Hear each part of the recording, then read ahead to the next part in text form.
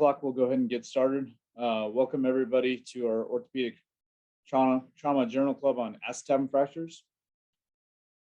I'm joined by my co-moderators today, Dr. Andrew Chin, Dr. Adam Lee, and I'm Dr. Arn Naja. We have a phenomenal faculty lineup, including Dr. Chip Rout, Dr. Corey Collins, and Dr. Perez Abadi. This disclosure slide, just a little bit of housekeeping, Zoom etiquette. All your microphones have been muted and turned off. Just please feel free to use the question and answer feature to ask any sort of questions that we will discuss with the invited guest. And then we'll obviously present them to the faculty at the end after we've seen the videos. We've got 3 great articles on acetabulum. We're going to start off with all 3 of the videos, followed by a question answer session, as well as a final wrap up with some of the take home messages. The learning objectives for tonight's Journal Club webinar is to understand the various factors that impact hip stability after posterior wall acetabular fractures. We also want to talk about some of the risk factors for conversions to total hip after acetabular fractures involving the posterior wall. And then finally, consider some of the indications and advantages of prone versus lateral for the Coca-Langenbach approach for transverse acetabulum fractures. So with that, for the first article that we're actually going to discuss is going to be with Dr. Rout on determining stability in posterior wall acetabulum fractures. The second article that we picked for this acetabulum Journal Club is risk factors for conversion to total hip arthroplasty after acetabular fractures involving posterior wall with Dr. Perez Abadi. And the final article is going to be by Dr. Collins on the quality of radiographic reduction and perioperative complications for transverse acetabular fractures treated by the Coca-Langenbach approach, whether going prone versus lateral position. So with that, I'm going to stop sharing my screen and we'll go straight into the videos discussing the various articles. Dr. Rout, thank you so much for joining us to discuss your article, Determining Stability in Posterior Wall Acetabulum Fracture. What prompted you to do the study? Well, I would say the study was driven mostly by Dr. Perez Abadi, and most likely the study came, like most studies do, probably just from a conversation. You know, he had been mentored by Dr. Tornetta during his medical school, and I think during his residency at San Francisco, this was a confusing issue for like so many orthopedic surgeons. And one day in the operating room, we were just discussing how to sort it all out. And I think he just ran with the project after that and decided to look back to see all the patients that had had exam under anesthesia and fluoroscopy to try to compare the morphology of the hip and the injury to the clinical findings of stability. But he did all the work. Were you surprised by the finding that the history of dislocation did not correlate to instability during exam under anesthesia? Yeah, I think that's probably a surprising finding. I think we put a lot of emphasis on the clinical exam, but before that, so much emphasis goes on the history and the injury mechanism, and sometimes just the violence of the trauma. And so I would think that we would have a little higher correlation, but I would say that was a surprising finding. Along the same lines, were you surprised that the percent femoral head coverage did not correlate to instability, or no, that didn't surprise me at all. I've been working for a long time and just sort of focused on this one area, and so once you see enough patients, you start to realize that there's an incredible spectrum of injury.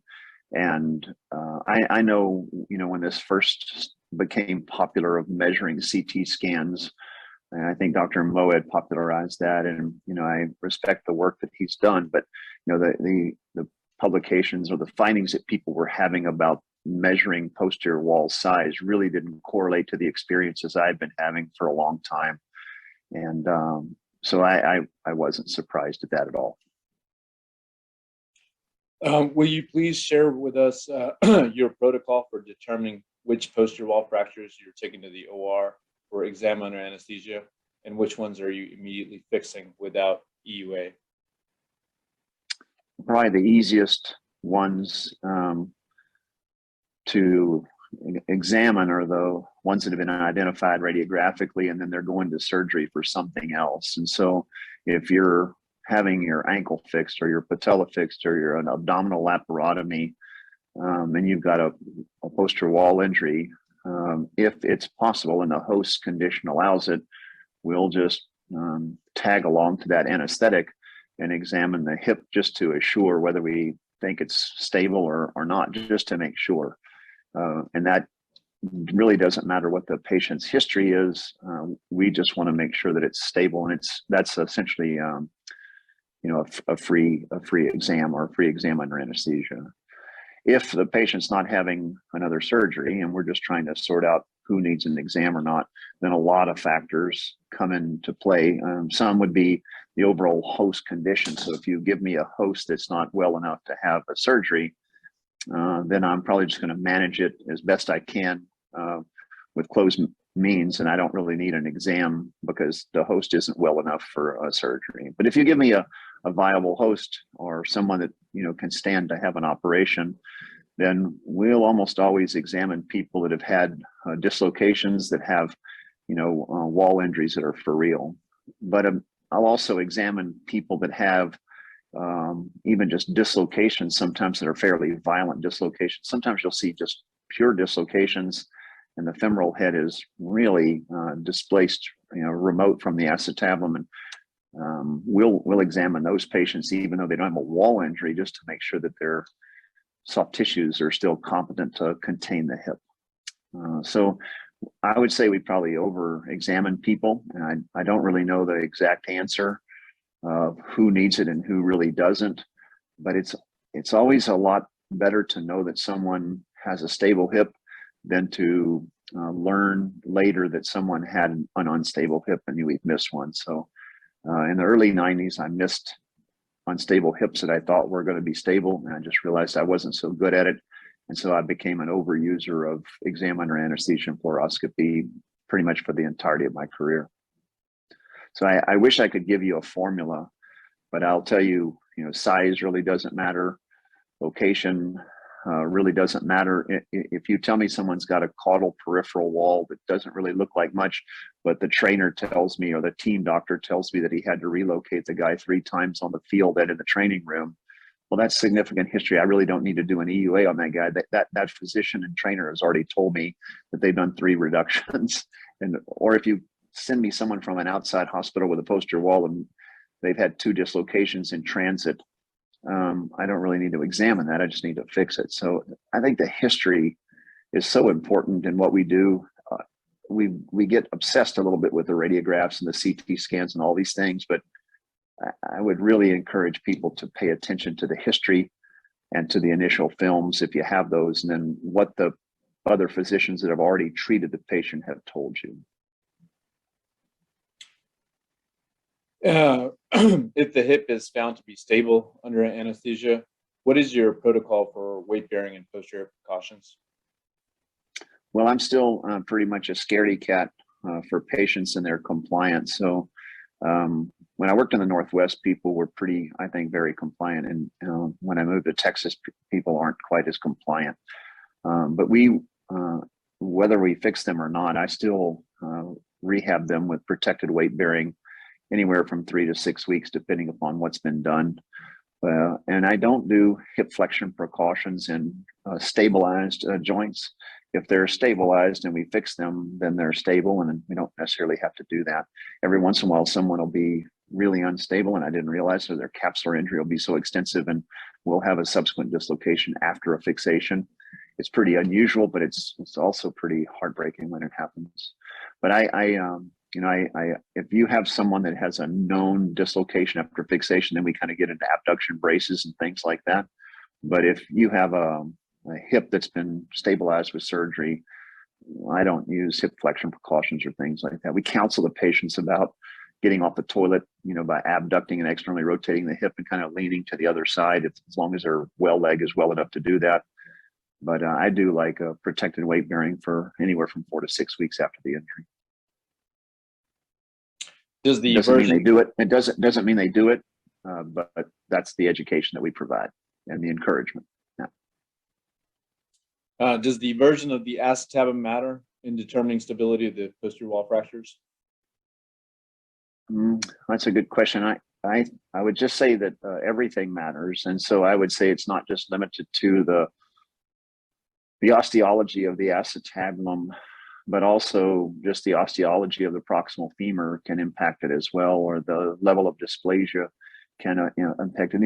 A fairly small peripheral cranial wall injury in someone with a really shallow acetabulum is not a good thing. Really peripheral wall injury in someone with a really deep acetabulum is, maybe not so trouble. So I think it really depends. I think so the answer to your question is yes, but I think other osteological factors matter as well as that version that you mentioned. Final question. What do you think what was the biggest limitation of the study? And if you could do it over again, what would you do in terms of study design? Well, I'd probably meet Dr. Perez Abadi in 1990 when I first started, and it probably would have been good to have had that conversation in 1990 and then just prospectively do it over the next 25 years together there would have been good. And then we wouldn't have had to do it all retrospectively, and we could have just logged it all and done it better prospectively. So if I had it to do all over again, I'd get a time machine and go back and do it prospectively. And he'd need a time machine to go forward, and I need a time machine to go backwards. So, but we could meet there around 1990 and just get started and do it together over 24 years, and then we'd have quite a series. Great. Thank you so much, Dr. Rout, for joining us and for answering these questions. Thank you. Thanks for having me. Today, we have the pleasure of interviewing Dr. Perez Abadi from University of Washington at Harborview on his landmark article titled Risk Factors for Conversion to Total Hip Arthroplasty After Acetabular Fractures Involving the Posterior Wall. Thanks a lot for joining us. Thank you. So the first question I had for you is, what prompted this study? Andrew, good question. So, posterior wall acetabular fractures are one of the most common injuries that we orthopedic surgeons treat, especially pelvic and acetabular surgeons. And we know that the outcomes are extremely variable when treating these injuries.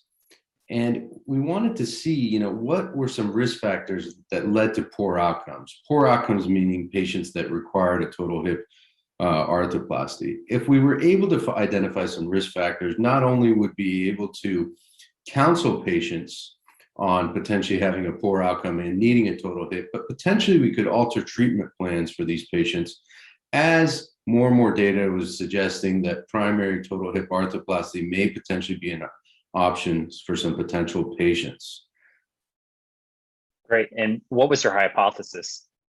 Yeah, so our hypothesis was really, to look, our hypothesis was that there were specific factors that would potentially lead to a higher number of patients or a higher percentage of patients requiring a total hip arthroplasty. And we thought that radiographic features of injury would potentially correlate with poor outcomes needing a total hip arthroplasty. We thought that fracture reduction would definitely affect outcomes, and we wanted to look at that. And lastly, we thought that these radiographic features would potentially correlate with reduction quality, which would lead to altered outcomes. All right, great. And so what were your key findings that you found from your article?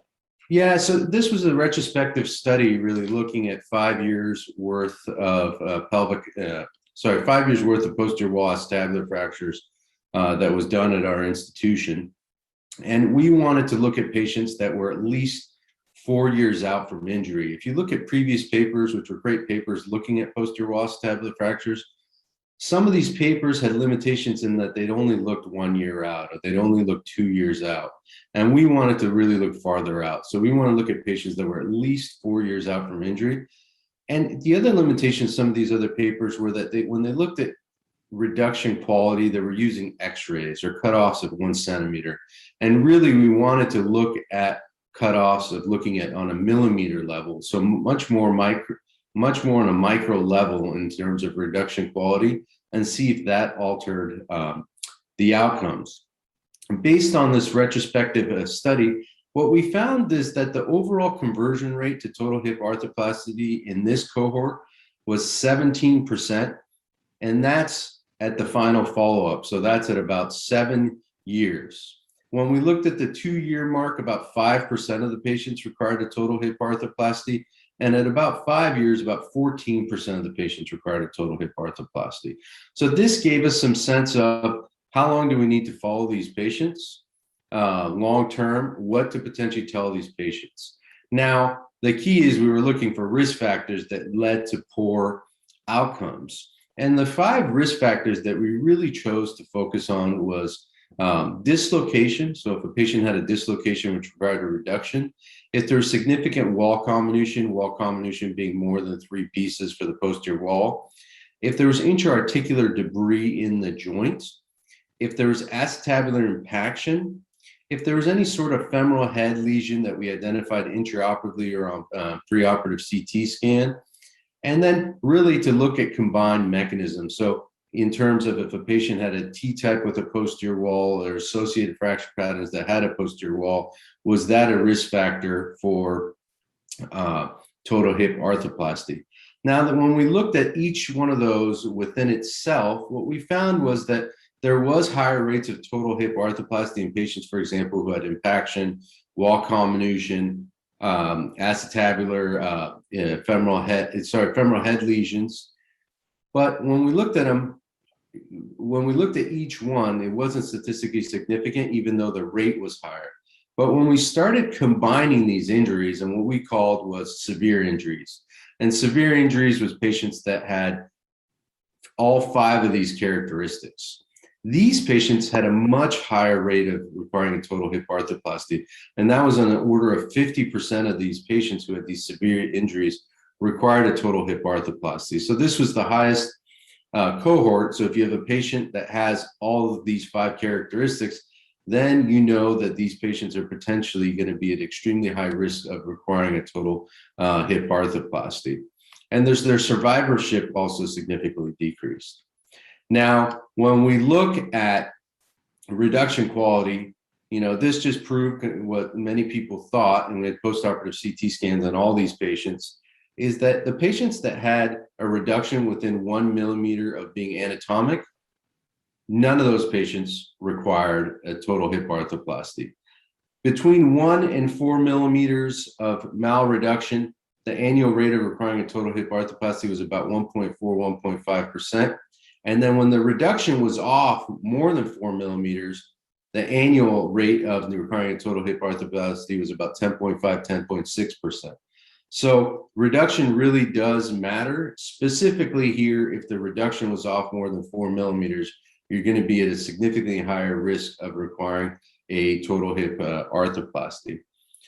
We did kind of a assessment of age and looking at where the cutoff was in terms of, at what age were you at increased risk of requiring a total hip arthroplasty. That was a patient about roughly over 47 years old, had a higher rate of requiring a total hip arthroplasty. And lastly, when we looked at those 5 factors that I mentioned, and in regards to those 5 factors leading to a poor reduction, what we noticed is if you had a severe injury, having all 5 of those factors, you're much more likely to have a poor reduction, which will lead to a higher rate of needing a total hip arthroplasty. And those were the major findings of the paper. Being a retrospective study, certainly there are inherent limitations to your study. What other limitations did you find while conducting yours? Yeah, so, in this study, being that, like many centers, we're a regional center, and so we have relatively poor follow-up. And so in this case, we've got about 50% follow-up rate with the phone calls. I have to give credit to the co-authors and specifically Benjamin Hamilton for calling all these patients and trying to get follow-up on them. But for a phone study we got, which was I thought was a good rate of follow-up, it was about 50%. The other limitation of this study really is that we don't have a radiographic follow-up that's 5, 7, 9 years out. We only have the primary outcome measure and some outcome scores that we're utilizing. So it would be extremely helpful and useful, for example, when you're looking at something like dislocation, if we had radiographs at the final follow-up or radiographs farther out than we did. So that's one of the major limitations of this study.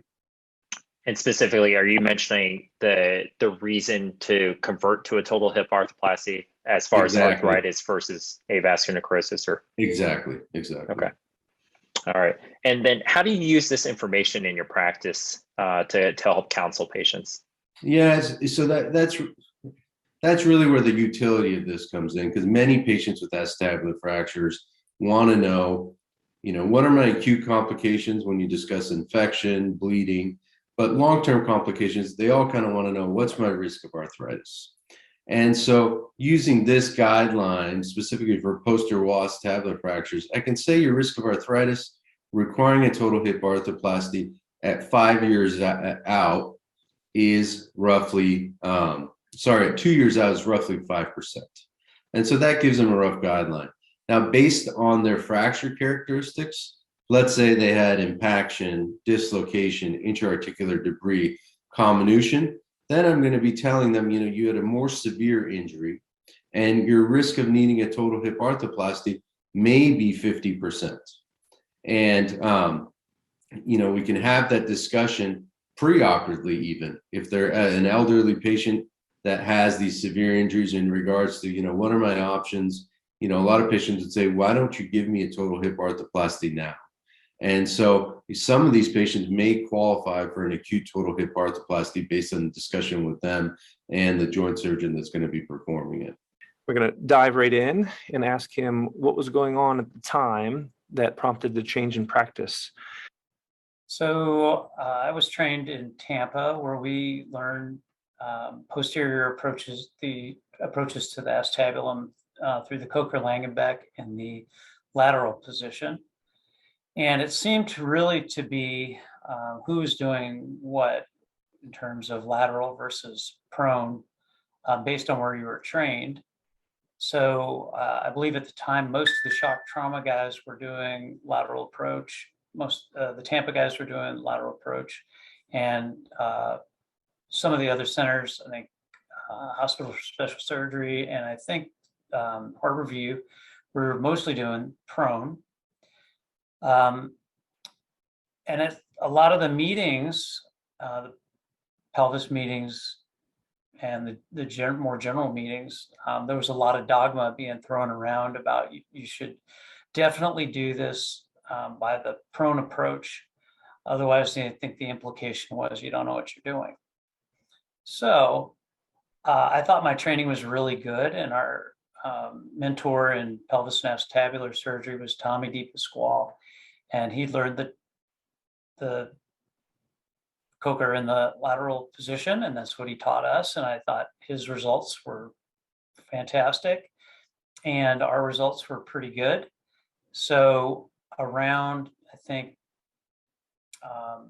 2002, 2003, I decided to see what the other way was. So I'd done most of mine in the lateral position. So I started doing more in the prone position. And then I got comfortable over a few cases. And then I did all of them in the prone position for 2 years or so, 3 years, and to try to really dive deep into see how that was going to go. So basically I had set up a 2-cohort study, with the difference being in the middle of the series, I changed positioning for the Coker-Langenbeck. And as it turns out, I talked to some of my friends, Claude Saji and Mike Archdeacon, and they had done something similar. So Saji and I had both made a switch within a couple of months of each other from lateral to prone, and he was basically doing the exact same thing. and feeling his way through doing the prone method. So we decided to pool our series and look at outcomes, both radiographic and clinical, and see what that would tell us. And you alluded to how that change in practice prompted the study design of kind of pre-change, post-change, and two surgeons pulling the results. Is there anything different that you would do now in regard to study design? I guess you could try to make it prospective instead of retrospective, but there's not really going to be a difference. We were doing it dedicated one way. We made the switch. There was probably a little bit of a learning curve, but I think we were up to speed pretty quick. And then we created the second cohort of about the same number, and then did our analysis. And I don't think making it prospective would change any of that. That's a perfect segue into what were the major findings? I think the relevance of the positioning is really more important for transtectal fractures, right? That's the one that involves the acetabular dome and is more critical to outcome. So we subdivided the patients into transtectal transverse fractures and other transverse fractures. And then we did 2 subgroup analyses of those 2 groups. And what we found was that in the prone position, we got a little bit better reduction. And I think it was P of 0.8, so a trend for a little bit better quality of reduction in the prone position. But the difference was, in actuality, was really only 0.8 of a millimeter. So it was less than a millimeter difference in the reduction quality. And we're really talking about the reduction quality of the anterior part of the transverse fracture, which is visible on the AP X-ray along the iliopectineal line. It didn't make a huge difference. So at the end, I think both Claude and I went back to picking and choosing which case we wanted to do prone and which case we wanted to do lateral. The next natural question is, what is your algorithm for deciding which to do which? Is weight a consideration? Are there other patient factors or injury factors that push you into hey, this is a lateral type approach versus a prone type approach? Well, so which in theory, the problem is the weight of the femoral head in the lateral position. The femoral head will drive the ischiopubic segment with gravity and cause further displacement, which you then have to overcome with clamp placement or some other reduction method to get the ischiopubic segment back to the intact remainder of the pelvis. So for me, I look at the ones that are widely displaced as ones that are most unstable, and the soft tissues are going to be torn up, and those are probably the ones that when you position them lateral, they're going to displace even further. So lesser displacement on your initial evaluation probably means those are more stable fractures and might be a little bit easier treated in the lateral position.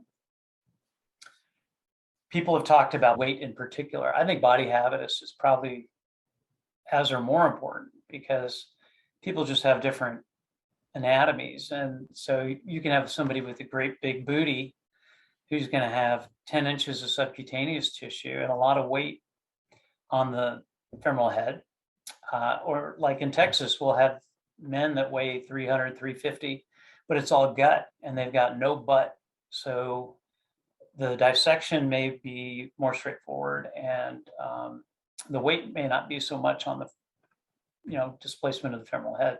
So body habitus is probably as important as weight in deciding. So for the lateral position, I would choose less displacement and maybe a bigger person. So I know that sounds contrary and kind of contradict myself, but one of the other advantages of the lateral approach is that the tissues tend to sort of fall away. And when you're working in the prone position, you've got this big flap of butt.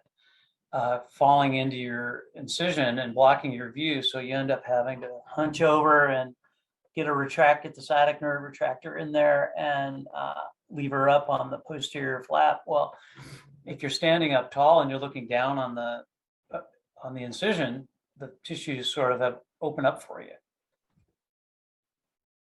Which raises another benefit, which is that other observers in the OR or assistants, they like the lateral position a whole lot more than they like the prone position. So if you're trying to teach, it's a lot easier to teach with the patient in the lateral position. Do you see a big difference in positioning time or setup time for one versus the other? I think, well, it takes a little longer to put someone prone because you've got to pad up the face and you've got to be a little more careful with anesthesia involvement in the positioning, chest rolls. So I think most orthopedic rooms are savvy in positioning lateral. So that's kind of a chip shot, but the prone takes a little bit more work and the attending has to be there a little more present. Is there any kind of parting synopsis that you'd like to leave with us before we wrap up? No, I mean, there's a couple other points that need to be made. If you want to do a surgical dislocation, you're probably going to do that in the lateral position. So I think that would be very difficult in the prone position.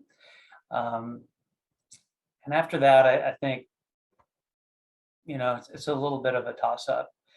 I think one of the reasons I changed originally was I had a really difficult case in a probably BMI 60 kind of patient with a widely displaced transverse fracture that I really struggled with, and she still sort of burned into my psyche as what can happen in the lateral position, and that was one of the prompting points. So if you've got a widely displaced transtectal transverse and a big person, you probably want to do that prone. Thank you guys again for joining us. I guess we'll start off with the question and answer session. Dr. Perez Abadi, first question for you. You know, the article on determining stability in posterior wall acetabulum fracture that, you know, you were the lead author on that. I don't know if you wanted to share anything, any insights or your findings or take home messages from that paper. I think Dr. Rout did a great job going through that paper. You know, there's one patient in particular that kind of sparked my interest in that study. And it was a nurse from Montana, and she had a really small posterior wall, and the physician there thought what he did was appropriate and treated it non-operatively. And over the subsequent 3 to 4 months, she kept saying, I think I'm dislocating and it's popping back in. He got x-rays in clinic, it was reduced, and I saw her at about 4 to 5 months. And she was frankly dislocating every time she tried to flex. And I'd say that's probably one of the hardest fractures I've had to treat. I had to revise that a couple times. I just couldn't get it stable. It was the tiniest wall, and now I was 4 months out. And I kept remembering what I learned in fellowship from Dr. Rout. He gave us a specific patient example on a Friday morning about a patient that he got that was a chronic dislocator. And in the end, he couldn't keep this hip socket in and needed a hip spica. And that's in an adult patient to use a hip spica is extremely challenging, not something that we want to do. And I thought for that patient, that's what I was going to have to do. And I ended up having to brace her with an abduction brace, not letting her flex, and repair her capsule multiple times. And so that patient is what kind of got me going on, you know, there's got to be other things involved. We can't just think of posterior wall size. We can't just think of dislocation. And as Dr. Rout alluded to, the history is really important. It's a combination of a lot of things, the osteology, the exit point, the size, all these things matter. So you can't just hang your hat on one thing.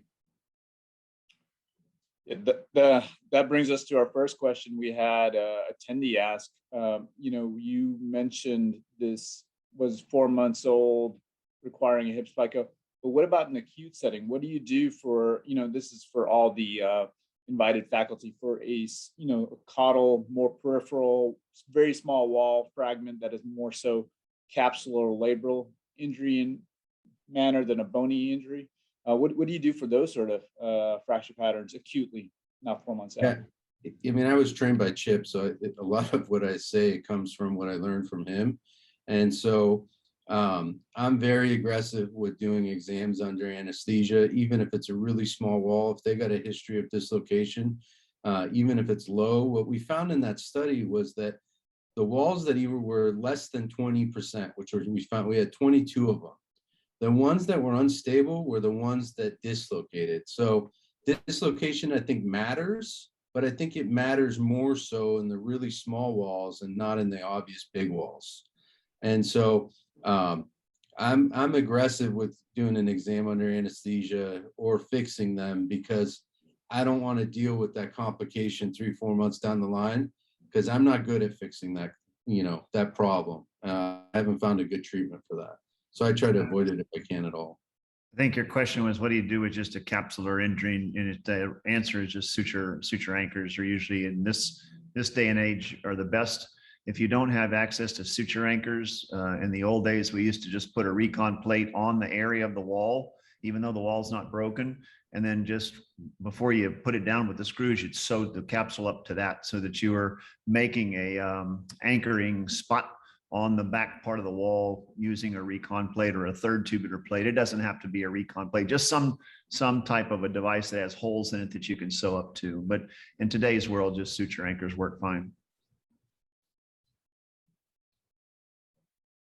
I think one of the participants was asking about the caudal labral tear, and the caudal labral tear is not the same as an anterior labral tear in an athlete. And so for posterior wall acetabular fractures that are hinged cranially and caudally tension failures, which are most of them, that labrum tear is a little stump that's on them. And usually you can either debride that away at the very end of the operation. You can use it as a lever to, like a manipulative tool for the wall when you're cleaning it. But then you can just either tuck it back in the capsule or excise it before you close. I think Dr. Collins just posted a question about, can you guys briefly describe how you're doing your exam under anesthesia for the attendees? Yeah, I would just say that it's not what a lot of people think. It's the C-arm is put on the same side of the patient. It's rolled back 30 to 45 degrees to where you can have an obturator oblique, which allows the C-arm to not obstruct the patient's maneuvering of their limb.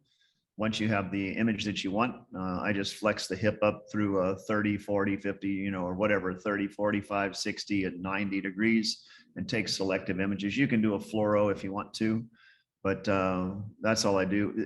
There are people that, lean on it and put their body weight on it and adduct at 30 degrees and then internally rotate at 45 degrees and put the hip in these unusual positions. And I don't do that. I mostly just put the limb in a position that a patient will get into if they're getting up out of a chair, and try to reproduce some maneuver that they would do in everyday life. And then if they're subluxating, it's unstable. If they're not, then they're not, and then it's stable. So I don't put my body weight on. You see people leaning on the hip and, forcefully trying to dislocate the hip, but we don't do that. Just sort of maneuver the limb. But the C-arm needs to be on the ipsilateral side and roll back to a obturator oblique so it doesn't get in the way of the exam. And that's about it.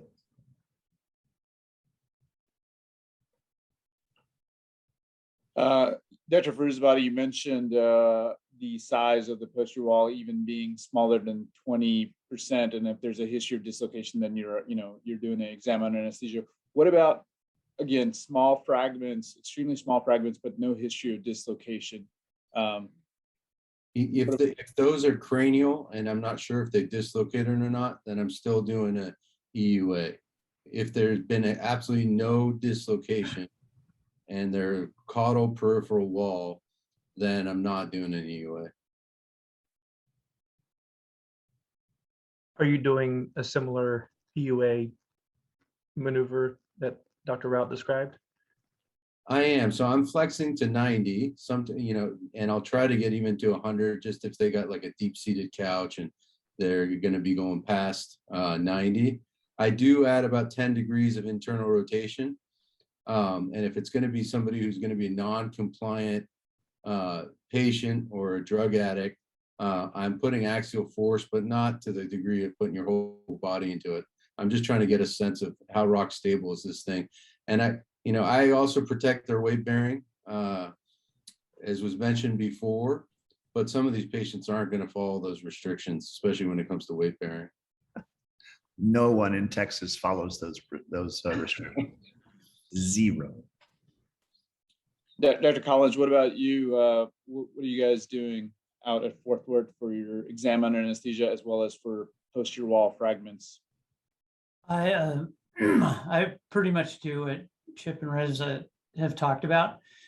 And I think the reason for my question was, I think all medical tests should probably be standardized, right? When you get a CBC or a whatever, it's standardized, right? And you have normals, you have abnormals, but we haven't really done a good job of standardizing our exam. So I do think what Chip said is right. Some people will really hog on it, and there are probably some people that have 100% quote instability rate because they're really mashing on it. And you could probably dislocate a normal hip if you push hard enough in a paralyzed patient, you know? So it's something we ought to work toward, is standardizing how we do the exam. To piggyback on that, Dr. Collins and the rest of the panelists, what is the threshold? Are you looking for subluxation, grossly? What if there's a millimeter of shuck, or is it, you know, full on dislocation that you're looking for as the threshold? You'll have to tell me what shuck means, because I don't. What is shuck? Sorry, to be more precise, subluxation that's not a frank dislocation. If you have an incongruent hip, then I consider that unstable.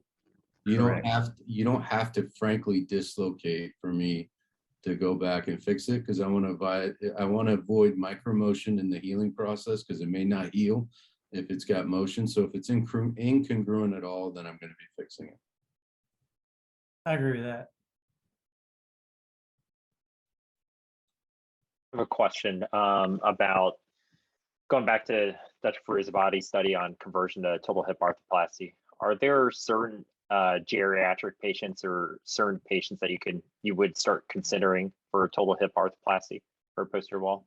Yeah, you know, that's a really hard question to ask me, because I don't fix joints. So if I was a total joint surgeon, then I think my threshold for doing a primary total joint, or even referring for a primary total joint in a patient that was not a polytraumatized patient, would be a lot lower. But since I don't do them, I don't think I'm the right person to ask, because I've had, you know, elderly patients who have a really comminuted wall with femoral head lesions, and those patients may have done better with the total joints.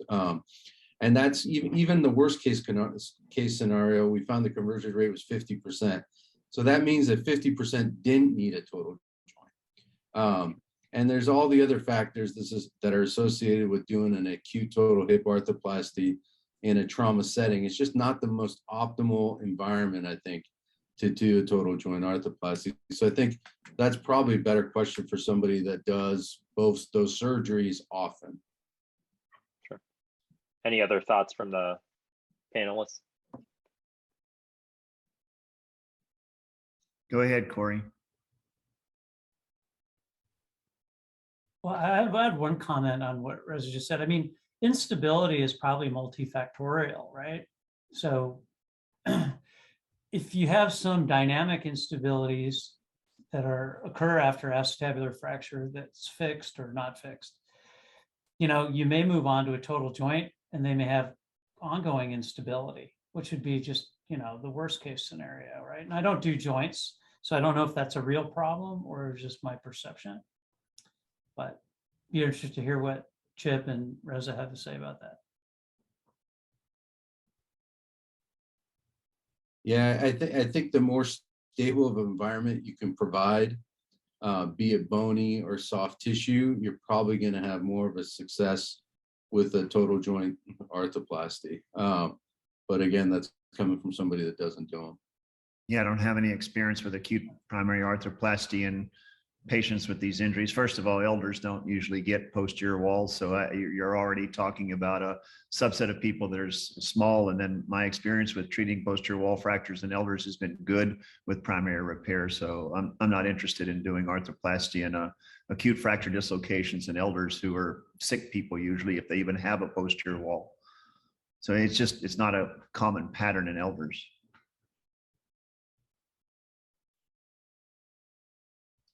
So to just kind of talk a little bit more about that question about ORF plus arthroplasty, or have any of you participated or are currently participating in cases with a combined arthroplasty surgeon where you come in and provide some open reduction total fixation to reconstruct the acetabulum so that they can actually put a prosthesis in?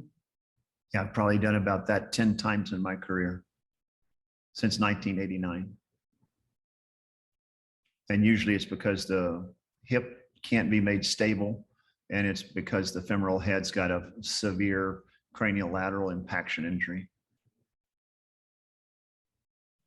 Yeah, in my limited experience and just talking to folks that do it, I think no matter what you do, it's important, if the columns are not stable, for you to absolutely stabilize the column and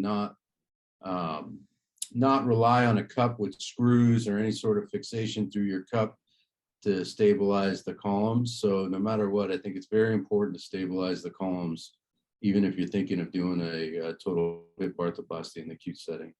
One of the things that's phenomenal to me is the time and the money and the effort that's spent on purifying a patient before an arthroplasty and elective situation. And the amount of instability that occurs in total joint arthroplasty when there's no fracture and when there's no soft tissue injury other than what the scalpel and the bovie makes or the osteotome makes that the surgeon puts on the patient with a capsular division, whatever.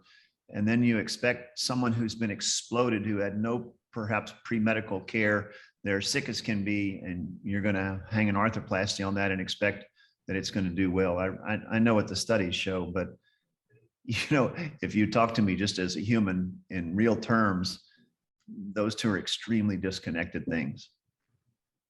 But I also understand that acetabular fractures are complicated. They're hard to do. People have a hard time doing a good job at them. And so I understand their frustration if they can't make the hip stable or they would just rather do the total joint. I understand that. But sometimes, we have to do what the patient needs, not what the doctor wants to do, myself included. There's a couple more questions from the audience. One for Dr. Collins that I'll start with him and then go to the other faculty. It's kind of a two-pronged question.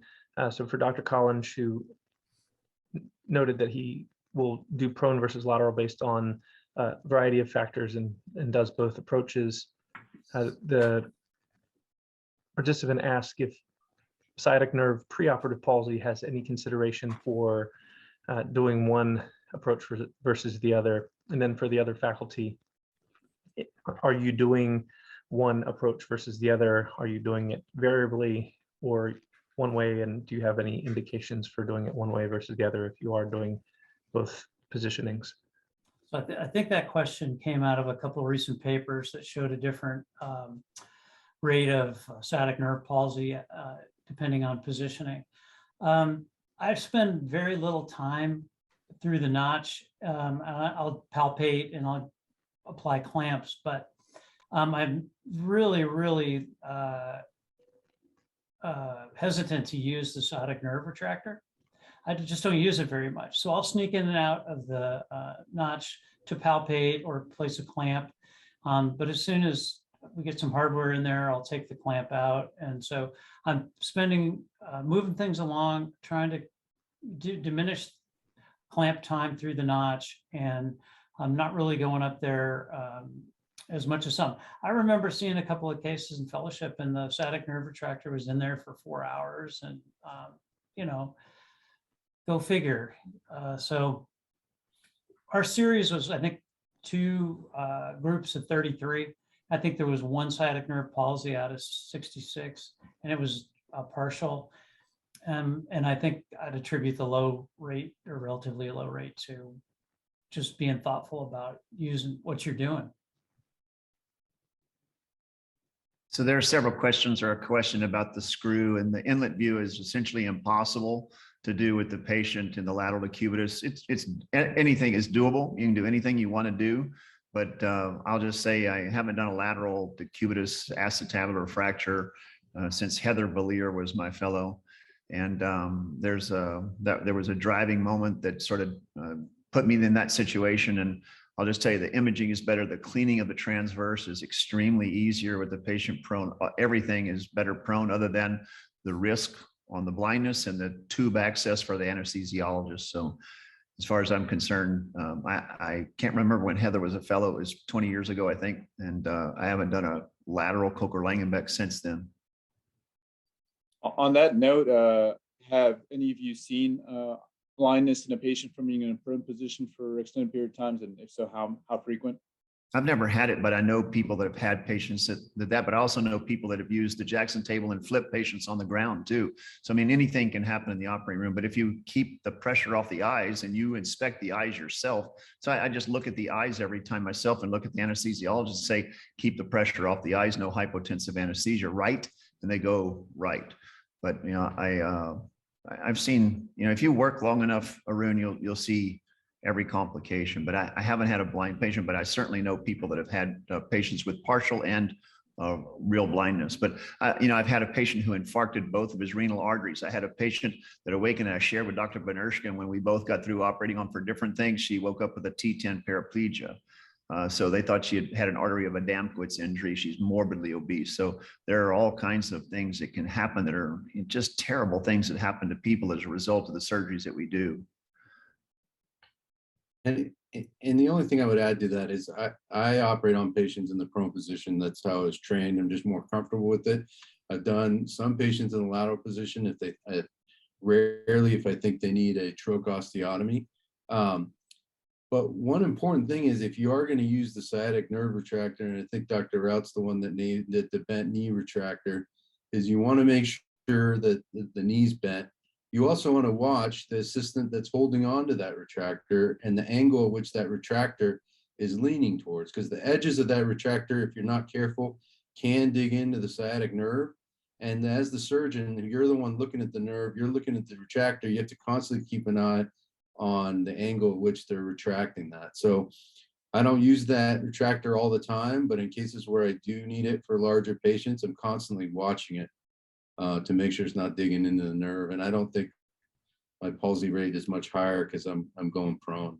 That study for me was hard to really understand.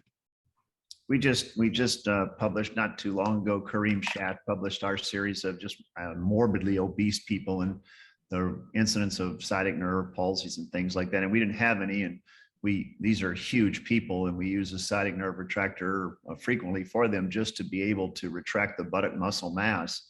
But the reality is we just don't leave it in there. Dr. Collins made a good point. We don't leave it in there in a sustained manner. We get it off of there every once in a while just to go do other things. I think, you know, 4 hours of sustained retraction on the nerve, not a good idea, no matter what you use.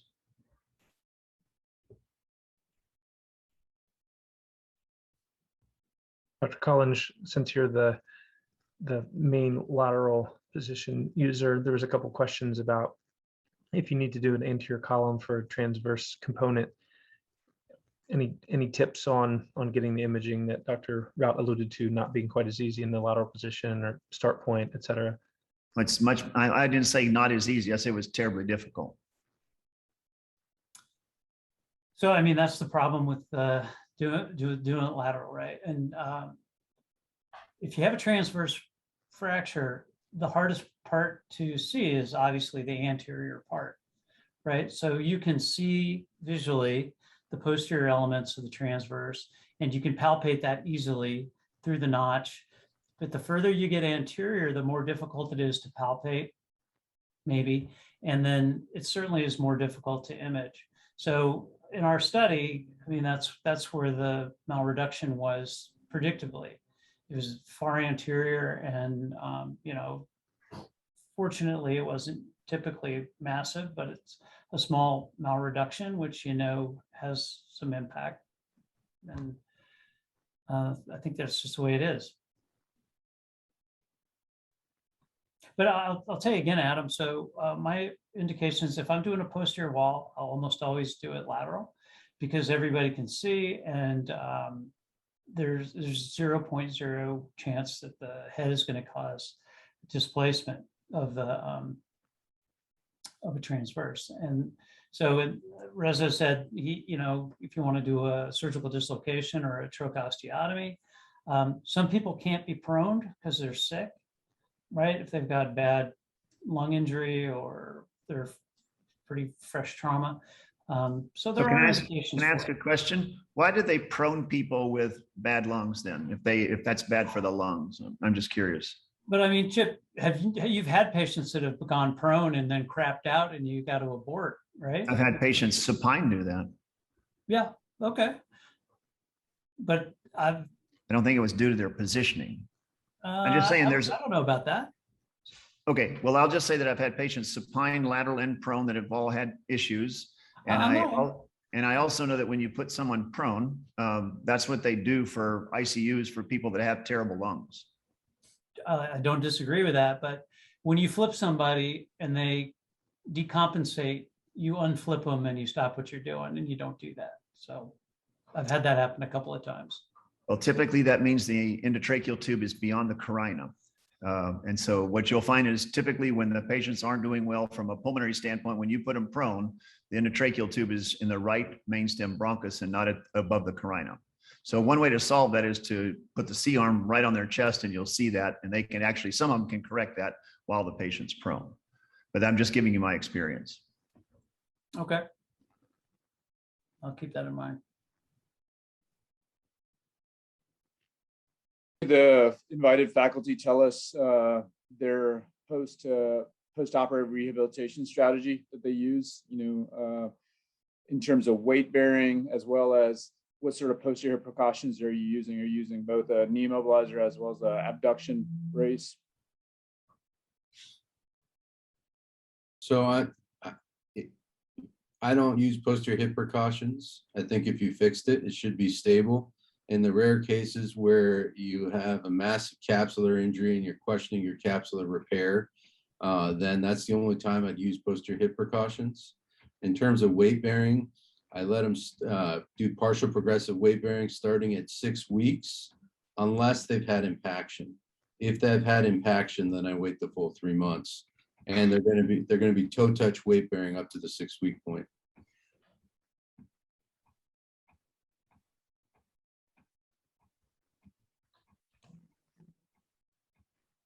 I have nothing to add. I will say I probably am a little bit slower to progress to full weight bearing. And there are actually times that I will kind of try to dial back the rehab. So if somebody's got an osteoporotic fracture and there was dome impaction or something like that, that I've worked pretty hard to reduce, I will specifically write in the PT consult, please avoid focused PT on the hip and thigh, like butt crunches and leg lifts and that sort of thing. Because, what's the natural history of that? Probably settling of your reduction. So for those people, I'll sort of allow PT light and basically just get them up for gait training and general mobility to the chair and try to avoid hip exercise.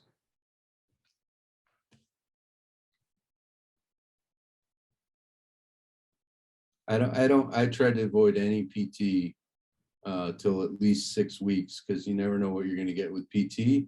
And if they got any sort of grossly abnormal gait, then I'll send them to PT. But for the hip socket, I don't know how much PT helps, and I think it could actually hurt if they start too soon.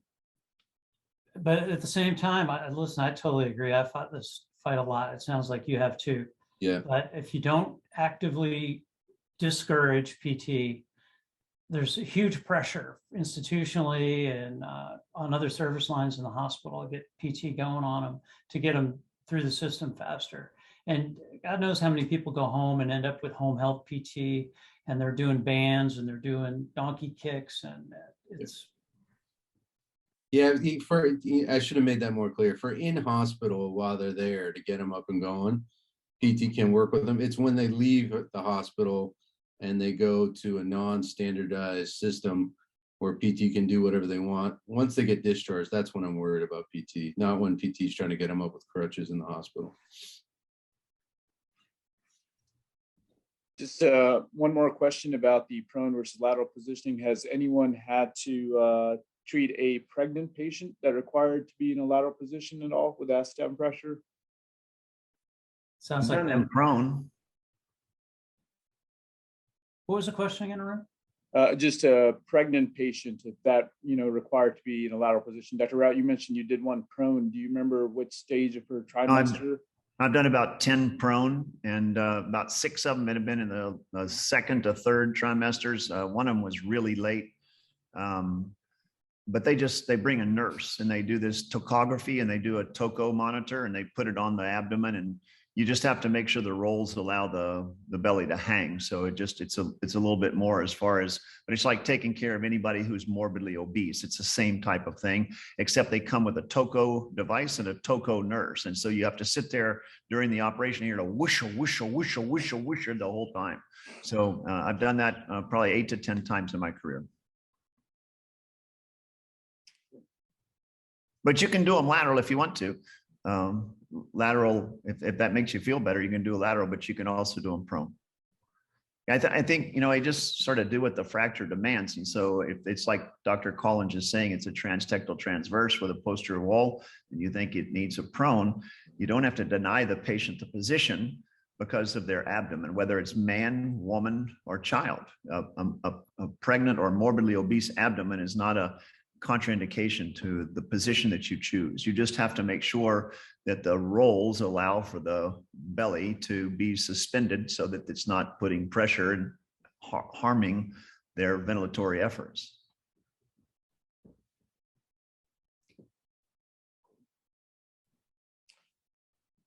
All right.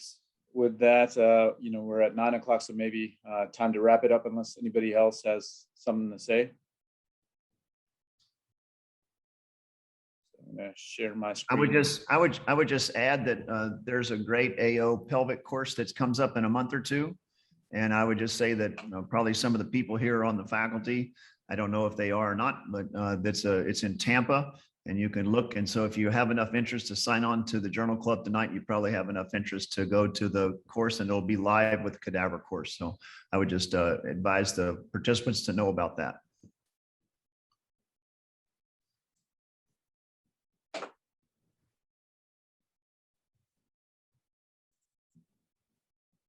All right, you guys seeing the actual presentation? All right, so with that, we'll wrap up and talk about some of the take-home messages. The invited faculty mentioned great points that a lot of things go into mattering for posterior wall stability, and that size necessarily does not. So the size less than 20 is not a reliable indicator for stability.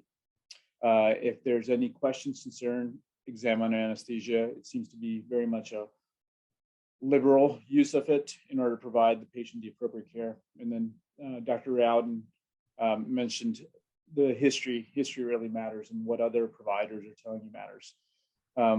Acetabulum fractures with posterior wall involvement are associated with a higher rate of conversion total hip when an anatomic reduction is not achieved. Dr. Perez Abadi mentioned that, especially that 4 millimeter cutoff that he spoke about. And then prone approach likely has advantages for more displaced anterior column transverse fractures, but may be less ideal for less displaced fractures in centrally obese patients, Dr. Collins pointed out in his article. There was brief mention of the AO pelvis and acetabulum course, but some of the other upcoming events from the AO in terms of the Journal Club sessions. Next month, we're going to be doing one dedicated more so to the web-based learning for the ABOS recertification. We'll be doing several of those articles. In April, we'll be doing a webinar on infection, and in June on scapular fractures. So keep in mind, links to this recording is available at YouTube, and a link will also be sent out to all the people that registered via their email. And I think at this point, Chris is probably going to send out 5 polling questions. So if people will just stay on to respond to this poll, we greatly appreciate it. Yep. Thank you, faculty. And thank you, everybody, for joining us tonight as well.